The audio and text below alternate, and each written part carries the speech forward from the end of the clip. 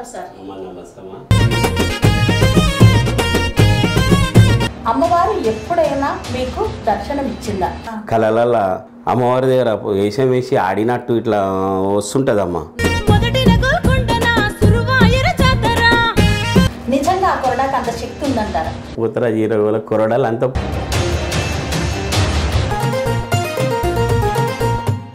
నీకు అవసరమా? పచ్చికుండా నిలబడుతుందా? అమ్మవారి వెనుకకున్నట్టు అనిపిస్తుంది. చాలా సంతోషం అనిపిస్తుంది. పూతరాజు లేనిది జాతరనే కదమ్మా. ఇంకేం అవసరం అరవై ఏడేంది ఎందుకేస్తాడు. మీ కళ్ళల్లో కూడా ఇట్లా భావోద్వేగం అనేది వచ్చేస్తుంది. ఇట్లా అయిపోతా మా శరీరం.